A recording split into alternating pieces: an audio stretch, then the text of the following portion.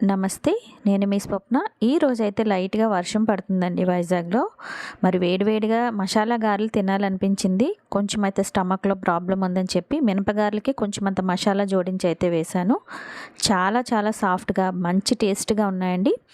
ఈ గారెలకి మనకి చట్నీ అనేది అవసరం లేదండి. చూసారు కదా! ఒక చేతితోనే చిదుపుతుంటే ఎంత సాఫ్ట్‌గా ఉన్నాయో టేస్ట్ కూడా అంతే బావుంటుందండి.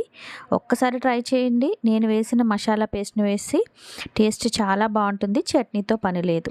ఇందుకోసం 2 కప్పుల పొట్టు మినపప్పుని తీసుకొని తగినంత వాటర్ వేసేసుకొని 4 గంటల పాటు నానబెట్టుకున్న తర్వాత శుభ్రంగా కడుక్కొని ప్రక్కన పెట్టుకున్నాను. కొంచెం అంత ఉల్లిపాయ ముక్కలు, కొత్తిమీర తరుగు, కరివేపాకు తరుగు, అట్లాగే మసాలా కోసం ఒక మిక్సీ జార్‌లో ధనియాలు, 2 వెల్లుల్లి రేఖలు, ఒక 6 పచ్చిమిర్చి, అట్లాగే చిన్న అల్లం ముక్క వేసుకొని దీన్ని బరకగా ఎటువంటి వాటర్ వేయకుండా గ్రైండ్ చేసుకొని పక్కన పెట్టుకోవాలి. పిండిని ఈ విధంగా రుబ్బుకున్న తర్వాత కొంచెం అంత మినపప్పును పక్కన పెట్టుకొని దాన్ని కూడా కలుపుకోవాలి.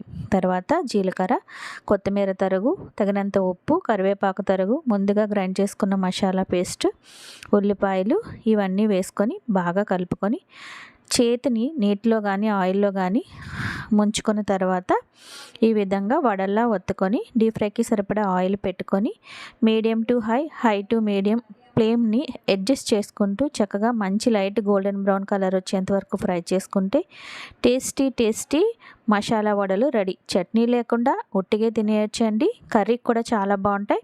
నచ్చితే ట్రై చేయండి. ప్లీజ్ నా ఛానల్ సబ్స్క్రైబ్ చేయండి. నన్ను సపోర్ట్ చేయండి. మరొక కొత్త రెసిపీతో మళ్ళీ కలుస్తాను. Thank you for watching. నేను మీ స్వప్న.